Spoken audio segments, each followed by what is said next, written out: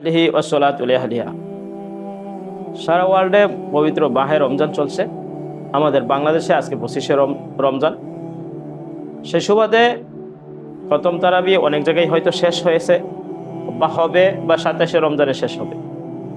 খতম তারাবির পরে আমরা মুসলিমরা সাধারণত হাফেজ সাহেবকে একটা বিরাট অঙ্কের হাদিয়া দিই। হাদিসে পাকের মধ্যে আসছে, রাসূল করিম সাল্লাল্লাহু আলাইহি ওয়াসাল্লাম ফরমান, তাহাদু তাহাবু, তোমরা একে অপরকে হাদিয়া দাও, একে অপরকে মহব্বত করো। এটা ইসলামী অনুশাসনের আওতায় পড়ে। কিন্তু প্রশ্ন হলো, তারাবির কোরআন শুনাইয়া বিনিময় নেওয়া যাবে কিনা? কোরআন সুন্নাহ এ সম্পর্কে কি বলে?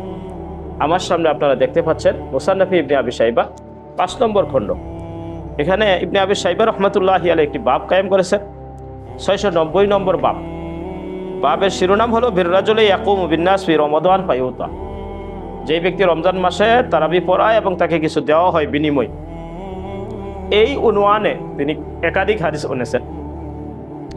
প্রথম হাদিসের নাম্বার 7820, হাদাসানে মুহাম্মদ ইবনে বিশর। এই লম্বা হাদিস, ওখানে আছে আবু ইয়াস মুয়াবি ইবনে কুররা তিনি বলেন, ক্বালা কুনতু নাসিরান আলা আমর ইবনে নুমান ইবনে মুকাররিন। তিনি বলেন, আমর ইবনে নুমানের কাছে আমি ছিলাম। ফালাম্মা হাদারা রমাদান, যখন রমজান মাস আসলো, জাআহু রাজুলুন বিআলফাই দিরহামিন মিন কিবালি মুসাব ইবনে জুবাইর। আমর ইবনে নুমানের কাছে একজন ব্যক্তি মুসাব ইবনে জুবাইরের পক্ষ থেকে আসলো 2000 দিরহাম নিয়ে। এসে বলল, ফাকালা ইন্নাল আমির ইউকরিউকা সালাম, আমাদের আমির সাহেব জাহাপনা আপনাকে সালাম জানাইছেন। ওয়াকুলু, এবং তিনি বলেছেন, ইন্না লাম নাদাউ কারিয়ান শরীফান ইল্লা ওয়াকাদ ওয়াসালা ইলাইহি মিন্না মারুফ, আমাদের এখানে যিনি নামাজ পড়ান তাকে আমরা হাদিয়া দিয়ে থাকি। ফাস্তাইন বিহাজাইনি আলা নফকাতি শাহরিকা হাজা, আপনি এই টাকাগুলা দিয়ে আপনার এই মাসের ভরণ পোষণের ব্যবস্থা করবেন। এটা শুনে যিনি নামাজ পড়াইছেন আমর ইবনে নুমান ইবনে মুকরিন, তিনি বলেন, ইকরা আলাল আমির আসসালাম, আমার পক্ষ থেকেও আমিরকে আপনি সালাম জানাবেন। ওয়াকুল, তাকে বলবেন, ওয়াল্লাহ মা করানাল কুরআন নুরিদু ভিদ দুনিয়া, আমরা কুরআন এই জন্য পড়ি নাই যে দুনিয়া এর বিনিময় গ্রহণ করব, এর বিনিময় গ্রহণ করব, কোরআনের বিনিময় গ্রহণ করব, সেজন্য আমরা কোরআন তেলাওয়াত করি না, কোরআন পড়ি না, তারাবি পড়াই না। ওয়ারাদ্দাহু আলাই, হাদিসের শব্দ খেয়াল করুন, তিনি এটা রিটার্ন দিলেন, ফেরত দিলেন। এরপরে 7821 নম্বর হাদিসেও একই কথা। আন আব্দুল্লাহ ইবনে মাকিল, আব্দুল্লাহ ইবনে মাকিল বলেন, আন্নাহু সাল্লা বিন্নাস ফি শাহরি রমাদান, তিনি মানুষদের নামাজ পড়ালেন রমজান মাসে। ফালাম্মা কানা ইয়াউমুল ফিতর, ঈদুল ফিতরের দিন যখন আসলো, বাসা ইলাইহি উবাইদুল্লাহ ইবনে জিয়াদ বিহুল্লাহ, উবাইদুল্লাহ ইবনে জিয়াদ এক সেট কাপড় ওনাকে পাঠাইলেন। ও বিখামসে মিয়া দিরহাম, 500 দিরহাম পাঠাইলেন, ক্যাশ টাকা, এদিকে এক সেট কাপড়। ফারাদ্দাহা, তিনি এটা রিটার্ন দিলেন। আব্দুল্লাহ ইবনে মাকিল রিটার্ন দিলেন। ওয়াকালা, তিনি বললেন, ইন্না লা নাখুযু আলাল কুরআনি আজরা, আমরা কোরআনের বিনিময় গ্রহণ করি না। এর পরের নম্বর হাদিসে আছে, আনিল কাসিম ইবনে আব্দুর রহমান ক্বালা লা ইউখাযু আলাল কুরআনি আজর, কোরআনের উপর কোনো বিনিময় নেওয়া যায় না। কথা প্রসঙ্গে একটি বিষয় আসা যায়, তাহলে আমরা 5 ওয়াক্ত নামাজ ইমামের পিছনে পড়ি, তাকে তো আমরা বেতন দেই। মুতাআখিরিন উলামা ইকরাম এটাকে জায়েজ বলেছেন, মুয়াজ্জিন আজান দেয়, এর বিনিময়ে জায়েজ বলেছেন। তো ওইটা জায়েজ হলে এটা কেন না জায়েজ হবে? এটার উত্তর আল্লামা শামী রহমাতুল্লাহি আলাইহি অত্যন্ত চমৎকারভাবে দিয়েছেন। আল্লামা শামী রহমাতুল্লাহি আলাইহি লিখেছেন,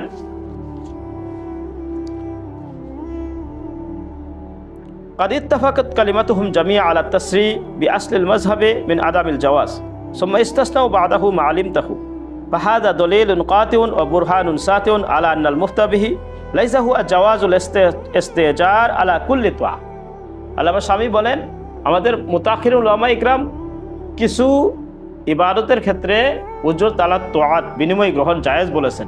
এই জায়েজ হওয়াটা শুধুমাত্র ওই সমস্ত ক্ষেত্রেই প্রযোজ্য যেগুলো তারা মেনশন করেছেন, স্পষ্ট করেছেন। যে কোনো ইবাদতের ক্ষেত্রে এই ইস্তিসনা নয়, যে কোনো ইবাদতের ক্ষেত্রে এই জাওয়াজ নয়। এজন্য উনি স্পষ্ট করছেন যে হাযা লাইসা হুয়া জাওয়াজুল ইস্তিজার আলা কুল্লি তোয়া, যে কোনো ইবাদতের ক্ষেত্রে এই বিনিময় নেওয়া যাবে না। বরং আলামা যাকারুহু ফাকাত, আমাদের মুতাখিরুন উলামা ইকরাম যেই বিষয়গুলোর ক্ষেত্রে উজরত আলা তাআত বিনিময় নেওয়াকে জায়েজ বলেছেন, শুধু সেই ক্ষেত্রগুলোতে হবে, এর বাইরে হবে না। আল্লামা শামীর স্পষ্ট উচ্চারণ।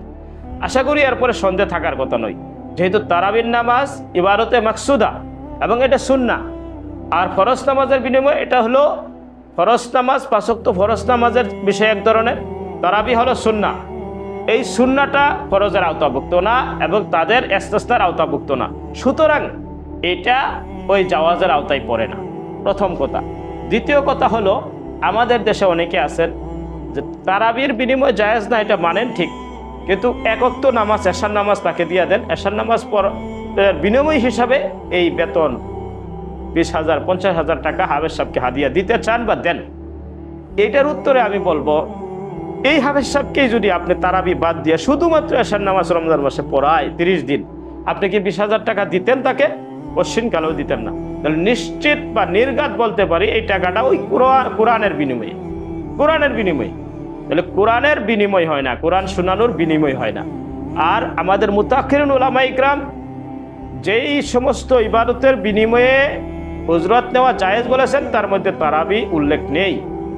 এটা হলো সুন্নাহ, এই নামাজটা ফরজ নামাজ নয়। ফরজ নামাজের ক্ষেত্রে উজরত নেওয়া জায়েজ বলেছেন, সুন্নাহ নামাজের ক্ষেত্রে ইমামতির উজরত জায়েজ বলেন নাই।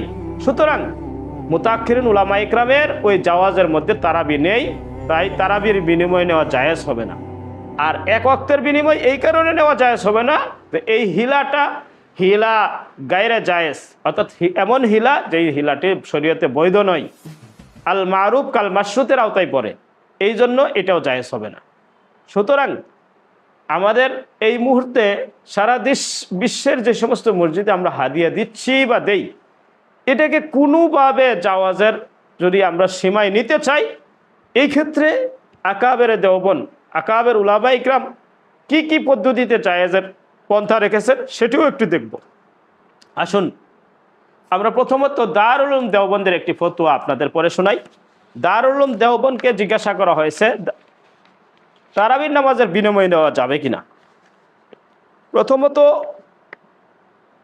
উল্লেখ করেন, तरावी में खत्म कुरान के आवाज़ उजरत लेना का किसी नाम से ली जाए नाजायज़ है।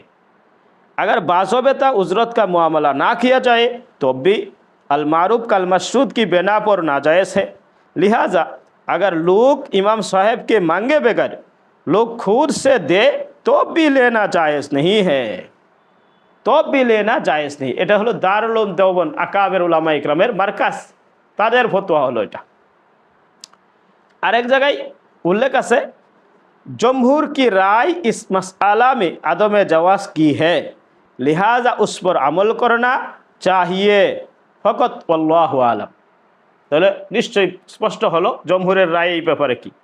এবার আসুন, পাকিস্তানের অত্যন্ত প্রসিদ্ধ একটি প্রতিষ্ঠান আল্লামা ইউসুফ বান্নুরী রহমাতুল্লাহ আলাইহির প্রতিষ্ঠান জামিয়াতুল উলুম আল ইসলামিয়া, যেখান থেকেই সারা উপমহাদেশের তাকাসসুসাতের শুরু হয় এবং উনার ফিকির আফকার ওখানে কাজ সারা বিশ্বব্যাপী শুরু হয়। তো ইউসুফ বান্নুরী রহমাতুল্লাহি আলাইহির এই বান্নুরী টাউন থেকে কি ফতোয়া দেওয়া হয়েছে একটু খেয়াল করেন। तारा लिखें, वादे रहे कि अगर किसी इलाके में तरावी के मौका पर पैसे लेने देने का रिवाज ना हो और न हाफिज साहब से पहले से कुछ मुतय्यन किया हो, तो ऐसी सूरत में अगर नमाजी हजरत इनफरादी तौर पर हाफिज साहब को हदिया के तौर पर कुछ देना चाहे तो दे सकते। एक शर्त हलो तारावी के मौका पर पैसा देवा नेওয়ার রেওয়াজ থাকতে পারবে না। দ্বিতীয় শর্ত হলো আগে থেকে তাইন করতে পারবে না, নির্ধারিত করতে পারবে না হাফেজ সাহেবকে যে তোমাকে এত দেওয়া হবে, এবং ওই এলাকার মধ্যে রেওয়াজ নাই তারাবির বিনিময় নেওয়ার। এরপরে যদি কোনো মুসল্লি ইত্তেফাকান কিছু হাদিয়া দেয়, नो प्रॉब्लम, কোনো সমস্যা নাই।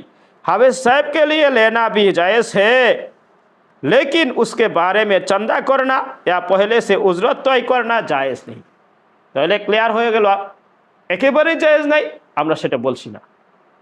বান্নুরী টাউনের ফতোয়া হলো, কোনো এলাকায় যদি রেওয়াজ না থাকে, চান্দা কোনো ধরনের উজরত আগে থেকে তাইন না করে, এবং এই ক্ষেত্রে মুসল্লিরা কোনো চাঁদা কালেকশন না করে, যে যার মতো মাস শেষে হোক মাসের মাঝে হোক ব্যক্তিগত উদ্যোগে তাকে হাদিয়া দেয়, এটা নেওয়া যাবে, দেওয়াও যাবে, এতে কোনো প্রবলেম নাই। কিন্তু বাস্তবতা হলো এই যে এই সুরত, যেইটা জায়েজের সুরতটা, এই সুরতটা বা এই পদ্ধতিটা কোন মসজিদে হয় বা কোন এলাকার মধ্যে 100 ভাগ বা 100 ভাগ পাওয়া যায়, এটা দেখার বিষয়। কিতাবে কলমে যদি থাকে, বাস্তবে না থাকে এই শর্তগুলা, তাহলে এটা কোনোভাবেই দেওয়া যাবে না, নেওয়া যাবে না। আশা করি বুঝতে পারছেন।